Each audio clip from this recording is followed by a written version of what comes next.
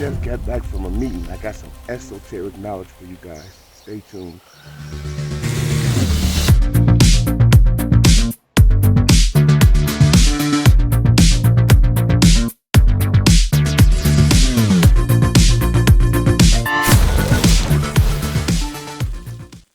Welcome back. You're with Khalil Yahakanin for Learn and Live. Today in this two-part series, we cover three main points that will explain everything that we've been seeing since 9/11 up until the present crisis we face. One other thing of note, and that's what I'm attempting to present is of a serious and sensitive nature. And in this particular case and in this series, there are certain names I'm not allowed to speak on. So when a certain name is called, you'll hear a censorship bleed. By the end of this two-part series, you will know what's really behind this present-day crisis we face. So let's get into the video. One.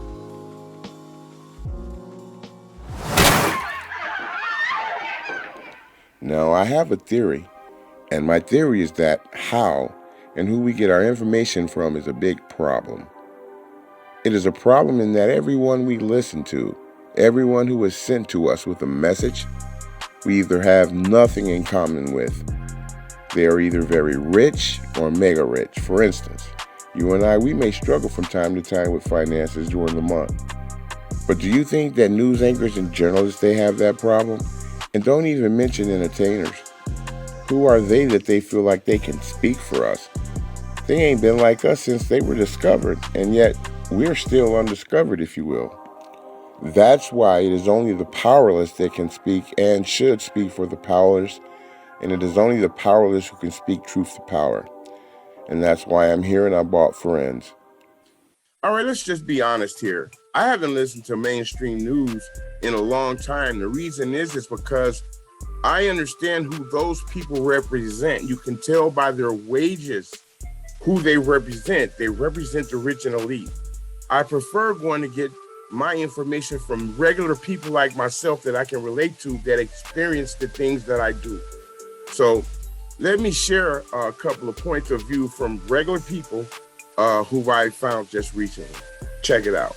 I hate these rapping niggas because the rapping niggas is imitating niggas like me who almost threw our life away for the bullshit. We realized we was tricked. I'm trying to tell the kids, listen, say nigga, y'all don't have to wait to get to the penitentiary to meet the real niggas who these niggas is emulating, and you gonna realize that these niggas done been tricked. They got super disrespect. Name me a rap lyric that's respectful. Name me some music that these niggas make that's respectful. How the fuck they go demand some respect when they some of the most disrespectful motherfuckers to the black woman we ever seen? How? And not only are they in it in their lyrics, they in it in their actions. Future got 12 baby mamas, just putting babies everywhere, ain't raising none of them. They're just making fatherless babies everywhere. When all the statistics say fatherless children, nigga, is at the greatest detriment. How this nigga doing this? BET, what the hell y'all got going on? I just want to know. Every TV show now, you know they got the same goddamn MO. Every show that's directed towards the black community, there's a lot of penis talk, there's a lot of penis showing, there's a lot of ass talk, there's a lot of ass showing, and there's definitely a lot of fucking twerking, and some killing, and a lot of push towards young kids being homosexual. Can't nobody ask y'all a question why the fuck I got to have my son watching 3 niggas kissing on the goddamn stage. Y'all don't promote teenage love between boy and girl the way you promoting all this boy group shit. Do you want the teenagers to meet and find happiness and love and harmony too? I don't know what the fuck going on at this point. Lil Nas X, you got to calm this shit down, brother. You don't got to keep having your clothes halfway off your ass and your body open and being provocative like you are and kissing on the damn devil and all these shoe promotion with blood in it, sir. That is not you just being about you being gay. You being a puppet. And everybody that like you, these kids might find that to be okay to do it because they like your dumb ass. And then we have journalists and writers from the media who had this to say about Lil Nas X. I think he is definitely like the gay pop star that is 2021. He's bold, he's controversial, he's pushing boundaries. And that's what we want our pop stars to do. It's just taking this long to have it be a gay one.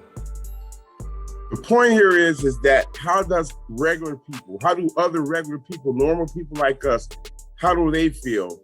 And is the mainstream media really telling us the truth about things? I think not. We know that entertainment and mainstream media go hand in hand, but let's switch gears over to our government, and that takes us to the first point we want to ask and cover. Is there a level of corruption in our government, and can our government officials be trusted?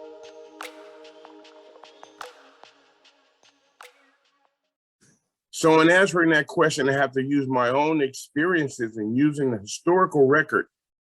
I have to go back to the day that they killed John F. Kennedy, and I watched my mother crumple to the floor in a big heap. I knew something was wrong at that point, so I started, as I got older, to research exactly what happened to John F. Kennedy and why these people took the man out like the way they did. In 2018, I did research on John F. Kennedy and Haile Selassie and found out that those two were working behind the scenes heavily on achieving world peace. And this is the clip that I did from 2018. What I want to say today is I'd like to lead you guys into this teaching that I've gotten together for you. I presented it 2 years ago. It's really awesome historical information concerning John F. Kennedy and His Imperial Majesty Haile Selassie I of Ethiopia. But this one is filled with photographical evidence.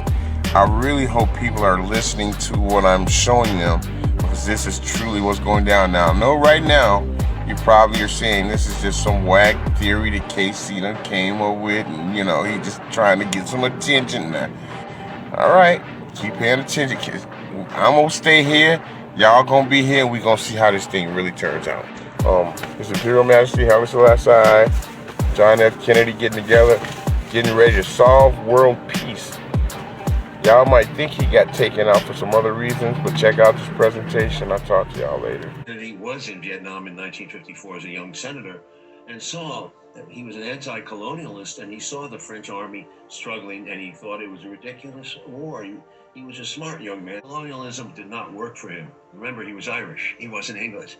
He had an attitude, a rebellion against the colonial world. He did not want to see this continue. He had great relations with Africa.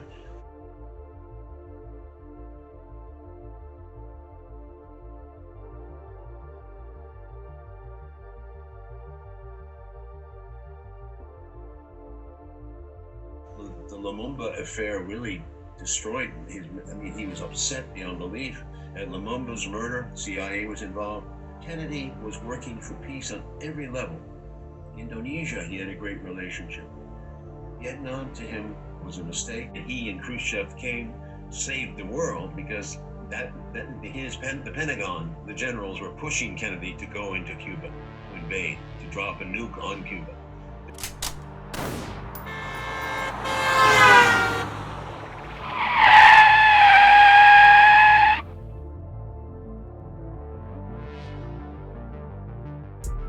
So I and Oliver Stone, we share the same desire to understand what happened with that story. And those interviews were interviews that he's done recently. Since he's done the movie, he's continued to investigate that situation.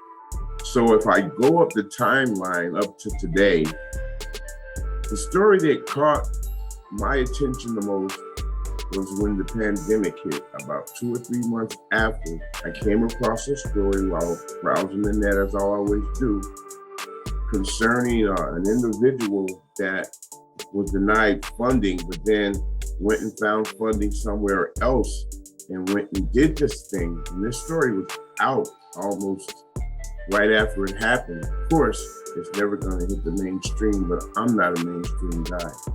I was utterly shocked to discover that if these things could be true. So then I went and found these clips.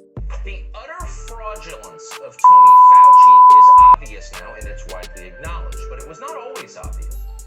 We also assumed he must be honest. but we were wrong.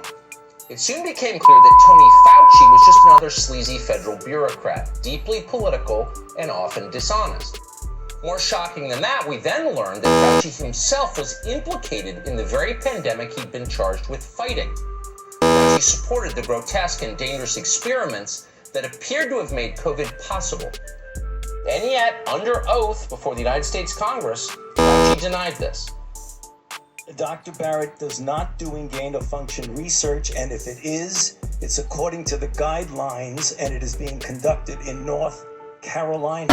When it comes to the question of the origin of the virus, Dr. Fauci's had just as many positions. He initially said the United States taxpayer money did not fund the Wuhan Institute of Virology. He later changed that and says, no, we did fund it, but it was through a sub-grant. Then he subsequently said, no, we funded it, but we did no gain-of-function research. And then just last Sunday, he said, well, we funded it. There was gain-of-function research, but it was a sound scientific decision. And then he said this: it would have been negligent to not fund the lab in China. And he said this: the unusual features of the virus make up a really small part of the genome, so one has to look really closely at all the sequence to see that some of the features look engineered. That last clause is the key. Sure. Some of the features of this virus look engineered. He went on to say further, I should mention that after discussions earlier today with Eddie, Bob, Mike, these are other virologists, other doctors around the world who receive our tax dollars via grants from Dr. Fauci. Eddie, Bob, and Mike and myself all find the genome inconsistent with expectations from evolutionary theory. Why? Why won't you do it publicly? Dr. Fauci's testified 18 times in front of Congress. He's been on every news show you can imagine, more than once. But now the Select Committee on Coronavirus won't bring him in for a public hearing to address these issues. Nope, it's gonna be private. But as I said earlier, the Washington Post and the Wall Street Journal think we should get to the bottom of this. Pretty much everyone thinks we should get to the bottom of this. The reason certain individuals haven't seemed to have been brought to justice, in which I feel they're responsible, is a story for another day, but it ties into why aren't the people really. Now, I'd like to know, leave your comments in the section below. Are you hearing this on the mainstream media? There's a reason that the masses are not demanding. And even the people that do know, as you've heard speak on the last clips, even their hands are tied because it's bigger than them. So anyway, I wanted to ask just the regular person, what has been their experiences with trust in the government and the officials. So I did my first podcast, and so I have a clip from the podcast here, and I'm going to introduce Teresa Duncan to Learn and Live. Check this clip out. So today I'm with Teresa Duncan. She is a friend of mine off of Facebook, and I invited her here because I do believe that we're actually listening to the wrong people. We're getting our information from the wrong people. So what's important about Teresa is she's seen one of my posts, started following me, started communicating with me and sharing information back and forth, which is what I'm encouraging everybody to do. And in these times now, it's really important that we can share this information and get the ball rolling and getting us on the right track. So I really appreciate your interaction with me on Facebook. Kind of keeps me going. And so what I'd like to ask you is, because I don't have a huge background on you, how did you become pro-establishment? Because I do detect that you are like me. Probably just like everybody else does. We grow up being good little patriots and good little citizens. They teach us to be good citizens in school, and they teach us how the government is supposed to work. It doesn't work that way. You know, we grow up with hot dogs, baseball, apple pie, and Chevrolet, and everything's hunky-dory, and everybody celebrates 4th of July, and it's all great, and you think life is good, and then, you know, one day you your eyes get opened and you get red pilled, and you realize that the establishment isn't what it should be. So Teresa, what was the one incident that really gave you that real red pill moment for anti-establishment. Actually, it wasn't the 9/11 terrorist attacks. It was about 4 years later. And I was watching YouTube videos about 9/11 and I stumbled across this one called Loose Change. And I watched it and went, this is not what it was supposed to be. This was supposed to be a tribute to 9/11 because I was upset. Having watched that movie twice, all the way through, there were several things that really stuck out to me. Probably the biggest one is the Salomon Brothers building, which was World Trade Center 7, was never hit by a plane. Most people don't realize that a third building fell on 9/11, but the Salomon Brothers building fell, and it was announced that it had fallen in England, Great Britain. Some newscaster was announcing that we have just gotten the news that the Salomon Brothers building, World Trade Center 7, has fallen. And over her shoulder in the background was live image from World Trade Center, and it's still standing there. So she announced ahead of time that it was falling. How would she know 20 minutes ahead of time that that building went down? Yeah, it's was going to amazing go about down. that third building, because I didn't know about the third building until like almost a year, until after the towers fell and I started investigating. So the first podcast with Teresa went fine, and that was actually supposed to be a practice run. There's more with Teresa and LNL as I pose the question to the second point to her later. But now in a rant from 2020, I was on fire in 2020. I give most of all my reasons for not trusting the feds. Listen, but at least I'm consistent. So when they gave them black men syphilis without their knowledge, testing them as guinea pigs, was that a conspiracy? Oh, how about 911? Who blew up the towers? It was the Arabs, wasn't it? I'm not going to even go there. How about Abraham Lincoln? He got his brains blew out in the theater by another American. Why? If you do your research, you'll find out that Abraham Lincoln had signed legislation to give all the black people their 40 acres and a mule. Soon as he signed that, they blew his brains out. How about Waco? You're seeing your government in action right there. They burned them people up in there. They lied about it. We've seen the extra evidence that smart, patriotic Americans came up with. That's truly who we are, the real patriots. And right now, our enemies have been domestic since forever. How about Vietnam? We got all the mothers crying about how these men are going over there and protecting our freedoms. Really what they were over there for was to establish the heroin trade and take it over. Theory? I mean conspiracy? Or was this actually fact? And if you don't know, won't you go research it and come back to my page and say, oh, Khalil, look what I found out. I don't see nobody doing that.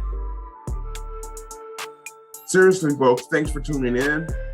Teresa and I shared our views on the first point. So what's yours?